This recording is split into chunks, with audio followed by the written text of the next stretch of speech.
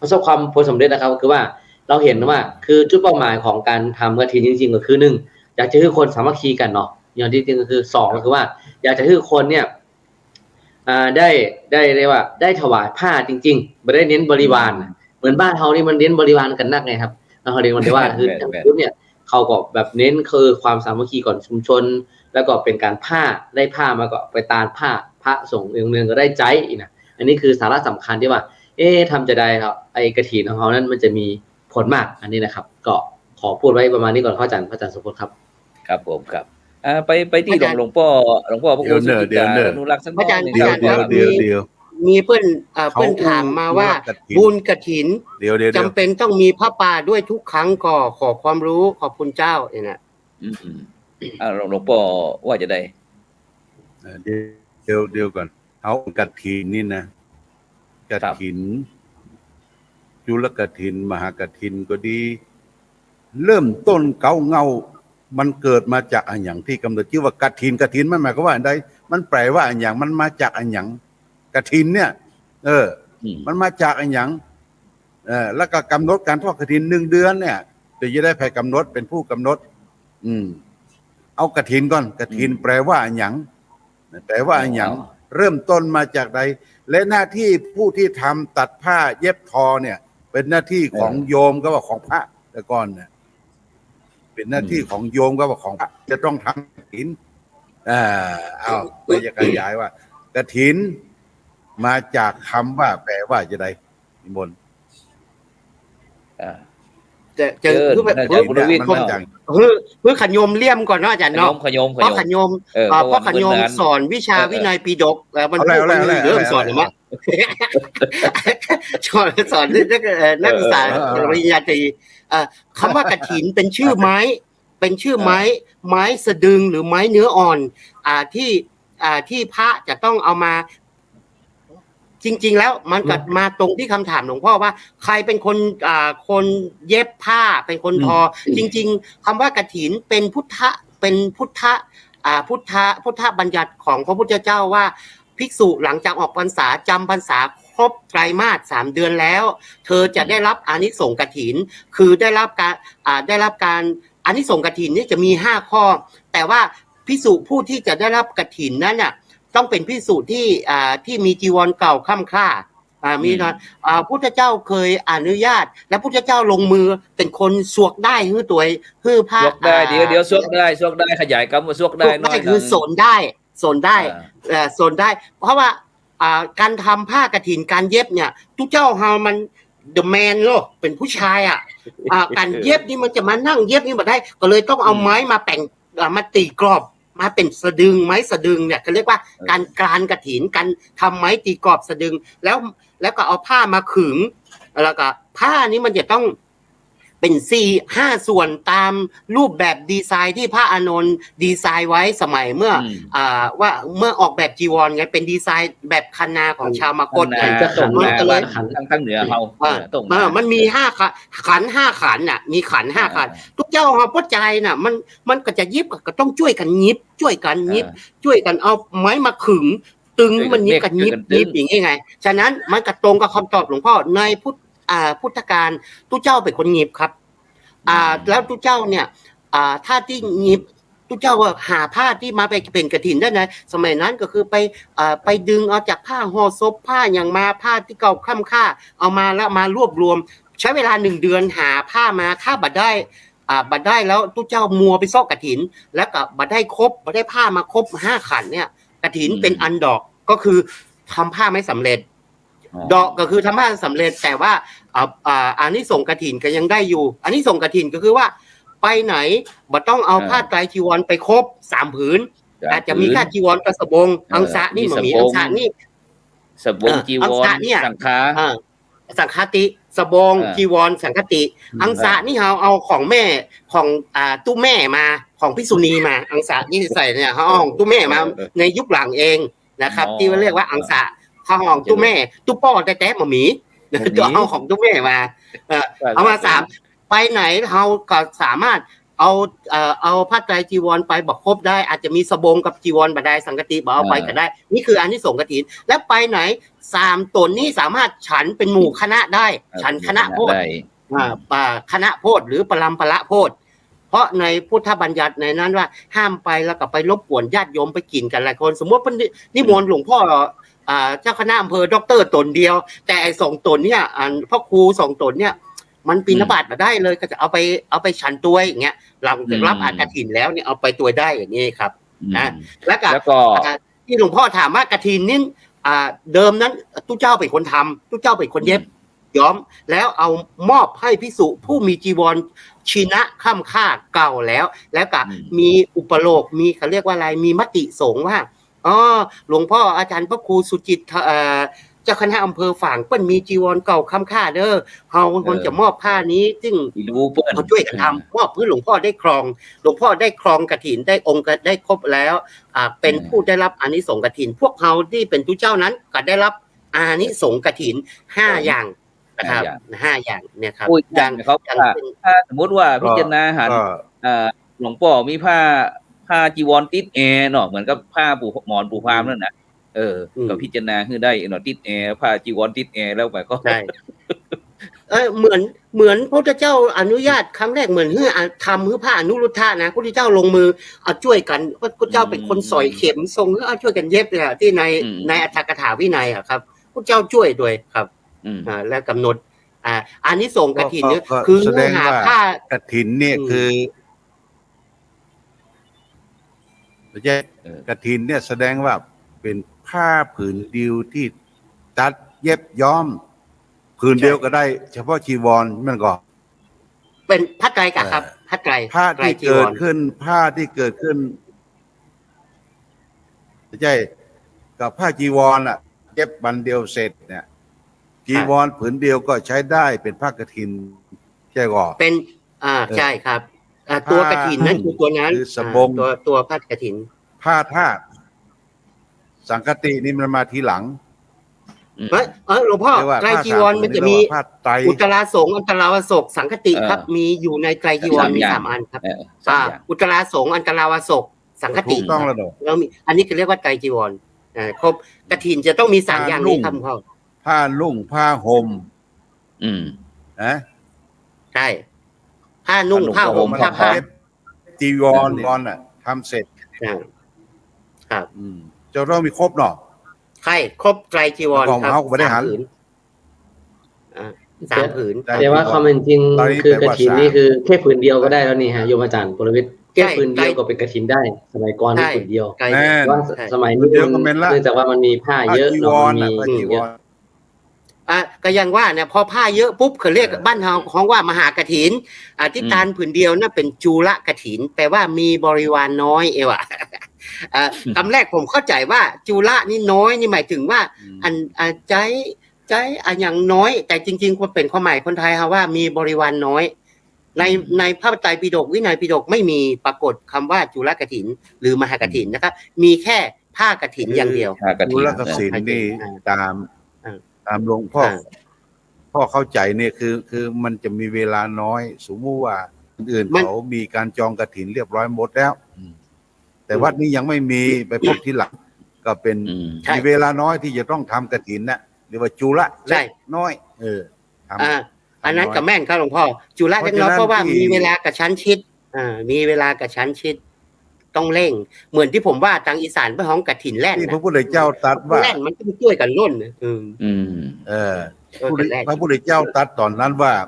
สู่เขาไปฟังมาเตื้อคือพักก่อนออกภาษาแล้วปากันเปียกปอนด้วยน้ำพังน้ำเหมยเนี่ยอันนี้พระพุทธเจ้าตัดให้พระสงฆ์อยู่เพื่อจะรับกฐินก่อนมันก่อนนะที่พระพุทธเจ้าว่าสู่เขาไปฟังมาเฝ้าเตื้อ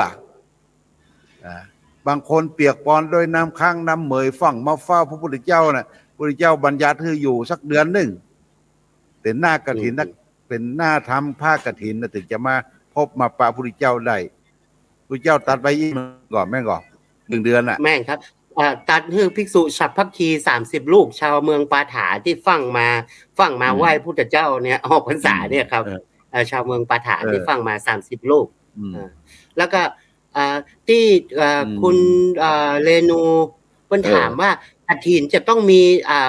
พระป่า พระป่าตามทั่วทุกครั้ง ทุ ไหม กครั้งกว่า อัน เจ้า นี้รู้สึกว่าผมรู้สึกนะ เป็นข้อหอสตเหมือนกันข้อหอสตเป็นส่วนตัว ความเห็นส่วนตัว เป็นจากที่ผมสัมผัสมาจริง ๆ บุญกฐิน แล้วเพิ่นจะฮ้องว่ามีพระป่าห่างกฐินน่ะเป็นกรรมที่มาจากทางภาคกลางครับทางภาคเหนือแท้ๆบ่เคยมีคำนี้ บ่มี ว่า คำนี้ มีพระป่าห่างกฐินเนี่ยมามีแต่เฮารับอิทธิพลเมื่อเฮาอยู่ภายใต้ของบางกอกสยามประเทศน่ะเฮาก็รับพิธีกรรมจากทางใต้มาตัวยเฮาก็เลยโยมที่เป็นเจ้าภาพอันนี้เจ้าภาพรักแล้วก็ได้มีต้นเงินแล้วก็มีผ้าอันนี้มาเป็นพระป่าหางกฐินอย่างเงี้ยจริงๆมันก็คือบริวารกฐินนั่นเองบริวารกฐิน แต่ว่าบริวารกฐินแต่ว่าเพิ่นว่าคือมันงามถึงได้มันฮู้ว่าเป็นผ้าป่าหางกฐินเนี่ยแต่ทางเหนือแท้ๆที่ผมไปไล่อ่านมาเนี่ยแต่เดิมเฮาบ่มีนะที่ว่าผ้าป่าที่เปิ้นฮ้องแบบนี้ท่านอาจารย์ปุรวิทย์มันจะเป็นไปได้ก็มันจะเป็นไปได้ก็ว่ามันกลัวเป็นหมายความว่าบางคนก็นี่มันกฐินเนี่ยคือฮับวัดครั้งเดียวต่อ1ปีปีมีครั้งเดียวเนี่ยเกิดไม่มีตรงนี้แถมกองนี่ของกองมันเป็น2กองมันผิดวินัยก็อาจจะเป็นไม่ใช่ไอ้กฐินนี้จริงๆตัวอย่างที่หลวงพ่ออาจารย์ดรว่าไงตัวกฐินมันมีชุดเดียวแต่อันนั้นเป็นบริวารกฐินไงที่เฮาว่ากฐินสามัคคีเพราะว่าผ้าที่เอามานั่นเป็นผ้าไตรเป็นบริวารกฐินเป็นบริวารกฐินอันนี้ฮีดทางเหนือเฮาจึงฮ้องว่าตาลมหากฐินแปลว่ากฐินที่มีบริวารมันชักเรียกว่ามันชักจะประยุกต์ขึ้นมาเพราะอย่างต้องการบริวารเนี่ยนักถ้าทอดกฐินปุ๊บถามว่าได้ยอดเท่าใดวะเท่าใดมาได้ถามเรื่องผ้านะได้ยอดเท่าใดได้กี่ผืนได้กี่ล้านกี่ไตบอกว่าเพื่อกันบาเกลมาได้ถามผ้าแต่ก่อนนี่สมัยเขาเป็นเนเขาแบบได้ยินกฐินเนี่ยบ่ค่อยจะมีตั้งบ้านเฮาก็จะมีตาลผ้าจำนำพรรษาเนาะผ้าจำนำพรรษาเต้าอั้นแต่ก่อนนี่นะมันทางใต้นี่คนนิยมมาทอดกฐินมาทอดแล้วก็เดี๋ยวผมขออธิบายคำว่าผ้าจำนำพรรษาเพราะว่าได้ยินกันกฐินศรัทธาญาติโยมเขาก็เข้าใจผิดแล้วก็ทุกเจ้าเฮาหลายคนก็เข้าใจผิดว่าผ้าจำนำพรรษาคือจริงๆแล้วในวินัยพุทธานุญาตผ้าจำนำพรรษาคือผ้าที่ทายกต้องการถวายให้แก่ภิกษุผู้จำพรรษาครบ3เดือนแล้วแต่ว่าทายกมีเหตุจะต้องเดินทางไปที่อื่นพระพุทธเจ้าอนุญาตให้ทายกถวายก่อนออกพรรษาได้10วันเรียกว่าเอาจำนำไว้ก่อนแล้วทุกเจ้าก็รับผ้าอันนี้ไว้ก็คือผ้ากฐินนั่นแหละรับไว้เรียกว่าผ้าจำนำพรรษาเนี่ยอันนี้ชาวบ้านหรือทุกเจ้าเฮาหลายที่ผมจะว่าเนาะเพิ่นเข้าใจผิดคำว่าจำนำคือรับไว้ก่อนครับอนุญาตให้ก่อนออกพรรษา10วันนี่เรียกว่าค่าจำนำพรรษาแล้วก็เดี๋ยวอาจารย์ปุรวิทย์อันจำนำพรรษาเดี๋ยวนี้มันมีเรียกว่าลงจำนำมันลูกจากไหนจำนำก็คือเอาฝากถวายไว้ก่อนนะครับฝากถวายไว้ก่อนพอออกพรรษาแล้วพระก็อธิษฐานเป็นผ้ากฐินได้เลยนะครับเป็นแล้วก็ได้รับอานิสงส์กฐินเพราะมีโยมถวายกฐินแล้วอย่างเงี้ยครับได้รับอานิสงส์กฐินแล้วจำนำพรรษาคือเอาจำนำเอาถวายไว้ก่อนเลยแล้วก็เฮาเนี่ยมักจะเอาไปเข้าใจผิดตอนเข้าพรรษาผ้าอาบน้ำฝนผ้าจำนำพรรษาผ้าอาบน้ำฝนเรียกว่าผ้าวัสสิกะสาดกผ้าวัสสิกะคือหน้าฝนสาดกคือผ้าแต่ผ้าที่ตาลออกจำนำพรรษาวัสสาวาสิกะสาดกผ้าที่ถวายแก่ภิกษุผู้จำพรรษาครบพรรษาแล้ววัสสาวาสิกะสาดกครับผ้าจำนำพรรษาอันนี้แหละครับคือภา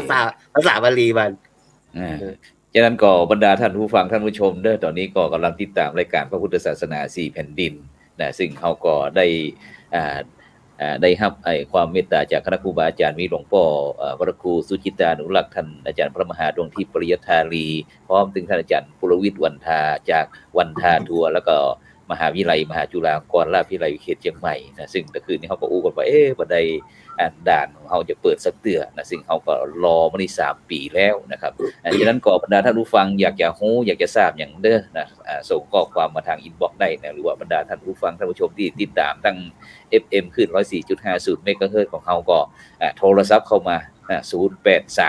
083-324-7984เบอร์ของพระครูโสพลได้นะหรือว่าอยากจะร่วมงานอยากจะเฮือนของหลวงพ่อกาหรือว่าท่านอาจารย์พระมหาหลวงทิพย์ก็เรียนเชิญเจริญพรได้ส่งข้อความมานี่บอกว่ากฐินแค่ผ้าใช่ไหมนะเงินปัจจัยนั้นแค่บริวารแต่คนเข้าใจผิดกฐินคือเงินเยอะใช่ไหมช่วยอธิบายหน่อยจากคุณยมสุขพรก่อแก้วท่านอาจารย์ปุรวิทย์ตอบด้วยกฐินแค่ผ้าใช่ไหมใช่คำว่ากฐินนั้นผ้าและพระสงฆ์ผู้ได้รับกฐินได้อานิสงส์5 ข้อนั่นคือเป้าหมายหลักเลยครับและถามว่าสมมติว่าท่านมหาดวงทิพย์ปีนี้บ่ได้รับผ้ากฐินพระมหาดวงทิพย์อาจจะไม่ได้แค่อานิสงส์ในการเดินทางไปไหนอาจารย์จะต้องพกไตรจีวรไปครบ3 ผืนไปที่ไหนจะไปฉันคณะโพธิบางทีก็บ่ได้อย่างเงี้ยมี5 ข้อครับเอาบ่ได้อานิสงส์กฐินนั้นเท่านั้นเองครับจะไปที่ไหนก็ต้องบอกลาไปที่ไหนก็ต้องบอกลาเนี่ยอาจารย์มี5 ข้อมีอย่างพ่อเหรอไป1ฉันคณะโพธิได้2ไปที่ไหนไม่ต้องบอกลา3ไม่ต้องมีไตรจีวรครบ4อะไรแปะไว้ก่อนแปะไว้ก่อนแปะไว้ก่อนมี5อานิสงส์ฉะนั้นเมื่อเฮาบ่ได้รับกฐินนะถามว่าทุกเจ้าจะลำบากไหมก็ไม่ลำบากก็คือจริงๆแล้วไปไหนก็คือไปตามพุทธานุญาตอย่างเดิมแต่ว่าเมื่อได้รับกฐินแล้วได้รับข้อยกเว้น5 ข้อแค่นั้นเองและตัวกฐินนั่นก็คือผ้าที่สำหรับภิกษุผู้มีจีวรค่ำค่าใช้ทรงใช้นุ่งแทนผ้าเก่าอาจจะเป็นตัวแทนของทุกเจ้าในวัดนั้นองค์เดียวนะครับแต่ว่าทุกเจ้าทั้งวัดได้อานิสงส์ของการพุทธานุญาต5 ข้อด้วยเนี่ยครับอันนี้คือแต่ทีนี้เนี่ยถ้าเรามามุมมองเนาะมุมมองครูบาอาจารย์แล้วก็อาจารย์บุรวิทย์ว่ามุมมองปัจจุบันจริงๆแล้วเนี่ยณปัจจุบันเนี่ยถ้าเรามาดูเนี่ยสมมติเราเป็นคนรุ่นใหม่แล้วมองว่ากฐินจริงๆแล้วเนี่ยณปัจจุบันเนี่ยเขามีเป้าหมายจะใดกับกฐินเขารู้แล้วว่าปัจจุบันในสมัยพุทธกาลก็คือเป็นผ้าที่สำหรับเอามาเกื้อกูลมาช่วยเหลือพระที่เขานั้นมีพระจีวรค่ำค่าแต่ณปัจจุบันเนี่ยจีวรเหลือเฟือนะครับแล้วกฐินนี้ณปัจจุบันนี้คืออะไรในปัจจุบันในมุมมองของเยาวชนเนี่ยถ้าสมมุติเราเป็นเยาวชนอยากจะรู้ว่าอาจารย์ปรวิทย์ เวนตาเนี่ยเป็นคนรุ่นใหม่นะอยากจะรู้ว่ามุมมองปัจจุบันจริงๆแล้วเนี่ยกฐินเนี่ยที่เขาสร้างขึ้นมาเขาทำขึ้นมาเพื่ออย่างอันดับ1กฐินเพื่ออะไร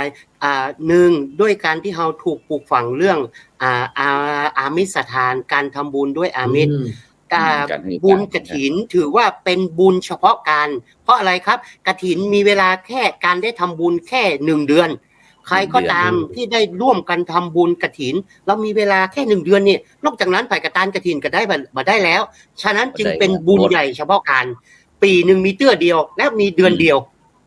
มีเตื้อเดียวเดือนอันที่2เมื่อมันเป็นบุญใหญ่อย่างนี้การที่บางทีวัดหรือศาสนสถานเราบางทีมันชำรุดทรุดโทรมค่ำค่าการจะบูรณะก่อสร้างซ่อมแซมเป็นไปได้ยากถ้าไม่มีปัจจัยฉะนั้นเราจึงใช้เหตุแห่งบุญใหญ่บุญแค่เดือนเดียวเนี่ยมาเป็นตัวน้อมนำให้ศรัทธามาช่วยกันทำบุญกฐินแล้วเอาปัจจัยนั้นไปซ่อมแซมบูรณะศาสนสถานหรือไม่ใช่แค่วัดอย่างเดียวนะบางทีทุกเจ้าเพิ่นอาจจะทอดกฐินเพื่อไปสร้างโรงพยาบาลอย่างเงี้ยเพื่อระดมทุนไปสร้างโรงพยาบาลเพื่อเป็นสาธารณะสงเคราะห์อันนี้ใช้เขาเรียกว่าอะไรใช้เหตุแห่งบุญเหตุแห่งเทศกาลเป็นตัวชักนำหรือชี้นำให้ศรัทธาญาติโยมได้ไปสู่เป้าหมายที่มันเป็นบุญใหญ่บุญใหญ่เป็นบุญเทศกาลมีเดือนเดียวพระป่าทอดได้ตลอดปีแต่กฐินนะทอดได้เฉพาะ1 เดือนฉะนั้นเลยจากนั้นไปแล้วก็ทอดได้วัดเหนื่อยครั้งเดียวพอทอดแล้วปุ๊บเพิ่นจะปักธงตุงจระเข้ตุงเต่าตุงอย่างเป็นเครื่องหมายบอกว่าวัดนี้ได้รับกฐินแล้วเนี่ยเพิ่นจึงการตุงแล้วก็ไปปักเป็นเครื่องบ่งบอกประกาศว่าวัดนี้ โยมปุรวิทย์เข้าไปตานแหมสัก20 ล้านเด้อก็มาฮับแล้วเพราะว่าฮับเจอเดียวได้มาแค่ 20,000กับมองอันละครับมองอันละฮับแหมอีกครั้งไม่ได้ผิดพุทธานุญาตอะไรอย่างเงี้ยครับฉะนั้นเป้าหมายของการใช้เทศกาลสำคัญเพื่อชักชวนให้ญาติโยมหนึ่งมีศรัทธาช่วยกันมีความสามัคคีเพราะว่าการจะทำกฐินนี้เจ้าภาพหลักเนี่ยจะต้องมีลูกหลานระดมญาติพี่น้องมาช่วยกันจัดแต่งดาดูเมืองยองน่ะผมหันแต่ว่าน้องที่อยู่ใน Facebook เป็นเพื่อนกันนะแค่เป็นเจ้าภาพแค่ต้องเตรียมต้นเงินต้นทองพี่น้องมาช่วยกันเป็นเดือนครับต้องเตรียมอุปกรณ์แต่งต้นน่ะเนี่ยนี่คือเขาเรียกว่าอะไรมันเป็นการชุมนุมญาติพี่น้องและเครือญาติมิตรสนิทเขาเรียกว่าเพื่อนฝูงด้วยอ่ะมันเป็นเขาเรียกว่ามันเป็นจิตวิทยาทางสังคมอ่ะทำให้คนในชุมชนหรือคนที่เป็นเพื่อนสนิทมิตรสหายกันรู้สึกว่าได้มานอนช่วยแล้วโอ้แล้วใจแล้วแล้วใจแล้วอีกที่มึงได้ตานเป็นแม่ใหญ่แม่ออกใหญ่กฐินได้มานอนช่วยมึงสัก 4-5 คืนเนี่ยกันแล้วใจละบุญละสาธุยกมือท่วมหัวเนี่ยครับอันนี้คือมันมีผลทางสังคมตั้งแต่อดีตมาถึงปัจจุบันถ้าเรายังคงรักษานี่ไว้มันเป็นโซเชียลเป็นการขัดเกลาทางสังคมน่ะซึ่งเราอ่อนเราบางเรื่องเราบ่ได้มองเรื่องการขัดเกลาทางสังคม socialization น่ะเนี่ยแต่งภาษาอังกฤษใส่อาจารย์ดร.ดงติ๊บหน่อยจับได้สับเดียวเนี่ยมันเป็นการขัดเกลามันเป็นการถ่ายทอดกระบวนการทางวัฒนธรรมและสังคมอะครับมันจะซึมซับเข้าไปในจิตใจของเยาวชนหรือว่าคนที่ได้เห็นได้รู้ในเป็นที่เข้าใจแล้วเหรอเรื่องกฐินเนี่ยเป็นปอที่เข้าใจเรื่องผ้าเรื่องปัจจัยเรื่องบริวารต่างๆมันเป็นพาร์ทมันผ่านไปแล้วเนาะเข้าใจญาติโยมก็พอเข้าใจทีนี้เฮามาถึงปัจจุบันเนี่ย 2-3 วันเนี่ยเปิ้นเนี่ยหยังผู้เจ้าเปิ้นไปไหนพระเนรเนี่ยจะได้ทำอย่างฉะนั้นก็ตอนนี้เขาก็อยู่ในช่วงครับอยู่ในช่วงที่แม่กองทำสนามหลวงนะครับเพิ่นได้กำหนดพระสงฆ์สามเณรทั่วประเทศนะครับได้มีการสอบนักธรรมรอบที่2ก็คือนักธรรมชั้นโทแล้วก็นักธรรมชั้นเอกที่2ระหว่างวันที่ทั้งรอบที่10 11 12 13กับ4วันนี้สอบนักธรรมชั้นโทชั้นเอกแล้วก็วันที่15นะครับวันที่15นี่ก็จะเป็นการสอบธรรมศึกษาก็คือบรรดาพุทธศาสนิกชนพี่น้องพุทธศาสนิกชนตึงบรรดาเยาวชนนักเรียนนักศึกษาต่างๆก็จะสามารถสอบได้ซึ่งโดยในปัจจุบันนี้ท่านอาจารย์ปุรวิทย์การสอบธรรมศึกษานี่เปิ้นมันแบ่งแต่ก่อนนี้แรกๆช่วงแรกๆเปิ้นจะมีหมายความว่านักธรรมศึกษาชั้นตรีชั้นโทชั้นเอกถ้าใครสอบธรรมศึกษาชั้นตรีแม้แต่จะจบด็อกเตอร์มันก็ต้องสอบธรรมศึกษาชั้นตรีนะแม้แต่ละอ่อนโรงเรียนอนุบาลเชียงใหม่ชั้นป .4 ป .5 ป .6 ก็สอบธรรมศึกษาตรีเหมือนกันใจข้อสอบเดียวกันปัญหาเดียวกันคำถามเดียวกันแต่คำตอบเป็นคนละคำตอบก็เลยแต่หลังจากนั้นก็เลยมีคำถามว่ามันบ่เหมาะสมกับวัยก็เนี่ยประเดี๋ยวนี้เปิ้นปรับหลักสูตรใหม่มีถึงธรรมศึกษาชั้นตรีชั้นโทชั้นตรีเนี่ยระดับประถมแล้วก็มัธยมแล้วก็อุดมศึกษาแล้วก็บุคคลทั่วไปเงี้ยท่านอาจารย์ปุรวิทย์ประเดี๋ยวนี้นะทีนี้ธรรมศึกษาเขามีการเปลี่ยนแปลงไปผมเข้าใจนึกว่าสอบเหมือนเดียวกันทั้งหมดธรรมศึกษาธรรมศึกษาชั้นตรีโทเอกใช้ข้อสอบอันเดียวกันเหมือนสมัยที่ผมเคยอบรมละอ่อนนี่บ่ใช่แล้วเนาะบ่เดียวนี่คือเป้าหมายคนที่สอบธรรมศึกษาเราอาจจะเข้าไปอยู่ที่กลุ่มละอ่อนประถมกลุ่มละอ่อนมัธยมและระดับอุดมศึกษาอย่างเงี้ยเนาะก็เลยต้องแบ่งแนวข้อสอบใช่ไหมอาจารย์แบ่งแนวข้อสอบมีหลักสูตรของใครของมันระดับประถมก็คือจะมีหลักสูตรแถมเล่ม1ถ้าธรรมศึกษาชั้นตรีเหมือนกันนะถ้าไอ้โทกับไอ้ธรรมศึกษาโทธรรมศึกษาเอกนั่นก็เหมือนกันฉะนั้นก็สมมุติว่าสมัยก่อนนี่ละอ่อนถ้าเข้าใจว่าถ้าเฮาเรียนจากพุทธิโสพลหรือบ้านเชียงใหม่อย่างต่างๆเหล่านี้สามารถเอาไปต่อเฮาจบจากนี้ธรรมศึกษาตรีโทแล้วเฮาไปต่อเอกได้เลยแต่ในปัจจุบันนี้บ่ได้ละถ้าเขาจะไปเข้ายุพราชวัฒโนเนี่ยเขาจบ ผมกำลังจะถามสมมติว่าหลานผมจบจากหอพระสอบธรรมศึกษาชั้นตรีหรือชั้นโทได้แล้วโอ้เพื่อมันจบม.6แล้วมันไปเรียนต่อปริญญาตรีมันไปต่อนะครับเอกอย่างนี้ไม่ได้เนาะ มาได้นะไปต่อธรรมศึกษา อ๋อ ปีใหม่ของระดับ อ่า ไออุดมศึกษาแล้วก็บุคคลทั่วไป เป็นของคนใหญ่ อ๋อ คือ ได้ อืมคือหมายความว่าในแต่ละระบบก็จะมี3ชั้นเหมือนกันเนาะประถมก็มีตีโทเอกมัธยมก็ตีโทเอกอุดมศึกษาก็มีตีโทเอกนี่นะครับเป็นการที่ว่า3ระบบ3 แต่อาจารย์แต่ของตู้เจ้าลูกพระลูกเนนเฮานี้มีระบบเดียว สอบอย่างเดียวกันหมดใช่ไหมนะครับชั้นตรีชั้นโท ระบบเดียว ชั้นอก ไม่ว่าจะเป็นเนนไม่ว่าจะเป็นพระที่บวชมาตอนอายุ50-60ก็สอบอันเดียวกันนั่นนะครับ อัน เนาะ เดียวกัน อืม จากนั้นก็บรรดาท่านผู้ฟังท่านผู้ชมเดี๋ยวนี้การสอบธรรมศึกษาชั้นตรีอย่างที่สนามสอบวันหลวงพ่อเจ้าคณะอำเภอฝางหลวงพ่อครับอันเป็นจะได้พ้องที่อำเภอฝางเขาสนามสอบ ครับที่อำเภอฝางก็สำหรับธรรมศึกษา5โรงเรียน5แล้วก็ที่บ่ใช่โรงเรียนก็คือในคุกฝาง อ๋อค คุ รับ กฝาง อันทสถาน เมืองฝางนี่มี เมือง คุก ฝาง มีเรือนจำประจำจังหวัดฝางนะมีอัยการจังหวัดฝาง และก็มี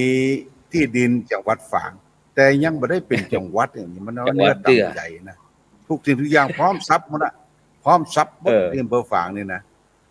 มีเรือนจำมีอย่างพร้อมทรัพย์มีธนาคาร12ธนาคาร ครับ ธนาคารที่อำเภอฝางนี่นะก็ยังเหมือนยกฐานะขึ้นเป็นจังหวัดมันไปคัดที่ไหนมันบ่เก่งอย่างที่ไหนอะที่จังหวัดอื่นเปิ้นมาทีหลังอย่างบึงกาฬอย่างจังหวัดอื่นนี่เปิ้นได้กันไปหมดเมืองฝางนี่ยังบ่ได้เป็นเตือและการสอบนักธรรมนี่เหมือนกันสอบนักธรรม ว่าหลวงพ่อเมืองฝางมันเป็น คือ เมือง สอบนัก เมือง ธรรมนี่ ฝาง ก็ ไม่ เป็น อาย การ เป็นเมืองก้นตูมั้งก็เลยการจะแบ่งอำเภอไปผ่านกับเข้าไปทางเมืองฝางครับมันเป็นเมืองก้นตูบ้าน แล้ว เขาว่า แล้วอย่างที่หลวงพ่อว่า การโบราณ ที่หลวงพ่อว่าอย่างหลวงพ่อว่าครับว่าเมืองฝางเนี่ยน้ำฝางไหลขึ้นเหนือ จริง ๆ แล้วฝางนี้ ถ้าเอาตามพีดแบบเจียงตุงเนี่ยต้องเป็นบอกว่าคนขืนฝางเนี่ยนะครับเพราะเจียงตุงเรียกว่าคนขืนเพราะว่าน้ำมันไหลขืน น้ำ เลยว่า คืน คน มัน ไหลขืน ไหลขืน ไปกันเลยคนชน มันไหล ช กลั น บ คนที่อยู่แถบลุ่มน้ำขืนเพราะมันไหลขืนฉะนั้นเมืองฝางจะบอกว่าคนที่อยู่ลุ่มน้ำฝางคือมันขืนกับคนขืนฝางนี่เนาะมันคำจริงต้องเป็นอย่างนั้นนะคนขืนฝางเนี่ยคนฝางขืนเนี่ย คือถ้ากำหนดถึงลักษณะของประชากรมันน้อยเขาเอาถือหลักอำเภอฝางไม่อายจะประกาศหลัก3อำเภอนะเอายีเวียงแหงดากิงได้จังดาวเป้าเขามา แต่เขาถือคติด้วยว่าลวกล่องใต้ไอ้ขึ้นเรือเขาบอกเอาอะนะคนลวกนี่จะไปทางใต้คนไปขึ้นเรือเนี่ยบอกเอาบ่ยอมมาล้วงเว้ยยอมมาเลย แต่หลวงพ่อ ราคาสร้างกันหลวงพ่อดรครับ คนเมืองเฮานี่มันจึงว่าอย่างอันแต่เนาะมันมีกรรมบอกเก่าว่าให้ลวกขึ้นลงไปทางใต้ขับบาปใบขึ้นไปทางเหนือผมยกตัวอย่างสมัยผมจะสอบปรริญญาธรรม7ประโยคผมไปบอกรอหลวงพ่อเนี่ยพระธรรมเสนาบดีปัจจุบันเนี่ยหลวงพ่อครับผมจะไปติวสอบบาลีประโยค7ครับจะไปไหนจะไปสักเกตกับสัมพยากะอ๋อไม่ใช่ครับไม่ได้อยู่ในหัวเลยครับนี่เนาะไปไหนผมไปอยู่เมืองตื่นมั้งครับกับพ่อหลวงพ่อพระครูอีจ่ายพระครูวัดม่อนจองวัดอย่างนั้นที่ไหนจะไปนอนปุ้นเนี่ยหลวงพ่อก็ไข้หัวเพิ่นบอกว่าใครลวกขึ้นไปทางใต้ขับบาปใบขึ้นทางเหนือเทืองนี้มันจะไปป่าด้วยแต่เลยนะอันนี้อย่างที่หลวงพ่อว่าเนี่ยพอหลวงพ่อว่าเนี่ยผมนึกถึงคำนี้เลย ผมก็ไปนอนอยู่กับหลวงพ่อพระครูที่ติ่นดอยม่อนจองเดือนหนึ่งครับกินเจแกงบะเขือส้มนั่งดูไม่ได้เฮียนแต่นั่งดูเก่ง75เก่งโบราณสอบหลวงพ่อตาถ้าสอบได้จะคือประโยคละ10,000ผู้หัดเต็งเลยได้แต่บาปใบก็ขึ้นไปทางเหนือผมเข้าไปพุ่นครับ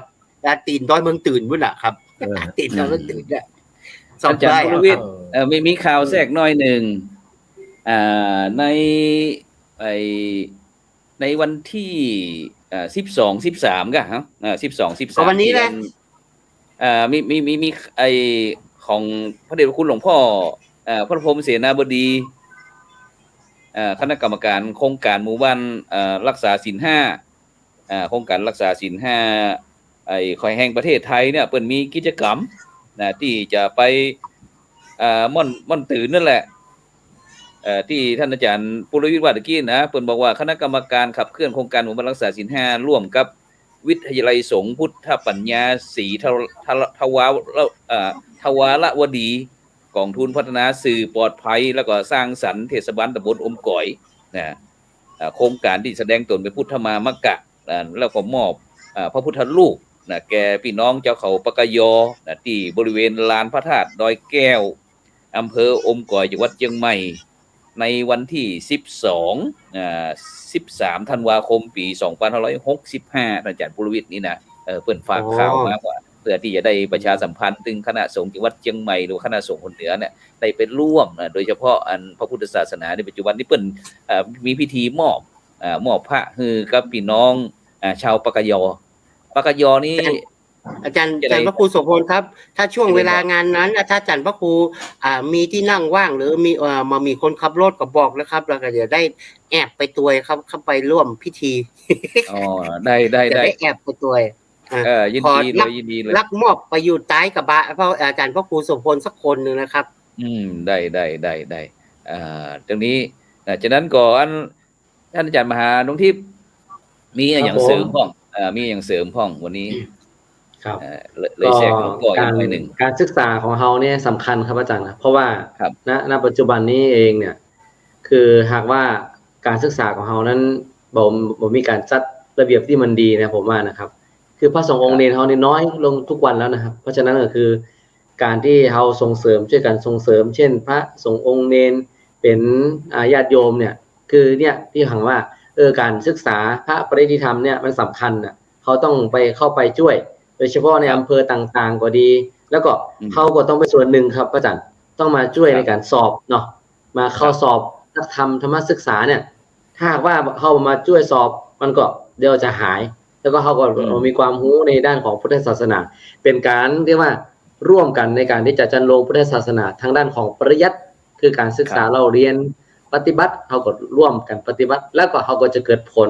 คืออานิสงส์ของพุทธศาสนาก็จะเกิดขึ้นกับสังคมเราด้วยอาจารย์คือสำคัญที่สุดก็คือว่าณปัจจุบันเนี่ยเขาก็ต้องช่วยกันนะครับในการศึกษาเนี่ยอย่างญาติโยมไปช่วยกันวัดหลวงพ่อมี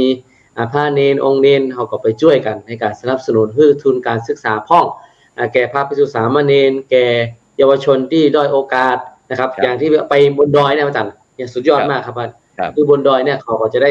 หันมาในนับถือพุทธศาสนาคือเขาได้รับรู้เนาะคือเขาได้เรียนรู้เกี่ยวกับ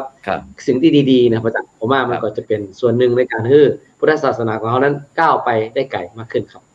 ซึ่งโดยเฉพาะท่านอาจารย์มหาหลวงทิพย์แม้กระทั่งในปัจจุบันนี้แม้กับเรื่องกฐินที่เขาได้อู้กันนี่นะเดี๋ยวนี้เจ้าอาวาสรุ่นใหม่นี่เป็นอันจัดเป็นทุนการศึกษาให้ละอ่อนเด้อตึงเป็นพระสงฆ์องค์เนรตึงแต่เด็กละอ่อนที่เยาวชนคนบ้านท่านอาจารย์ปุรวิทย์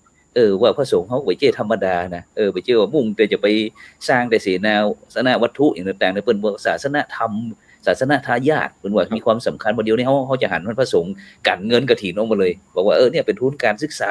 ของลูกพระลูกเนรนี่เป็นทุนการศึกษาของเด็กละอ่อนคนหนุ่มคนสาวอย่างอาจารย์ปุรวิทย์เหมือนที่วัดผมเหมือนกันอาจารย์ครับที่วัดพระธาตุหลวงสงครามปีนี้ก็คือกฐินเพื่อการศึกษาอันนี้เข้าใจอันนี้เลยเอาประเด็นสร้างครับกฐินเพื่อการศึกษากฐินนี้ไปช่วยเพราะว่าที่วัดมันจะมีที่มันลงมาจากบนดอยนะครับอาจารย์เขาก็ต้องเอาช่วยเขาเรื่องของ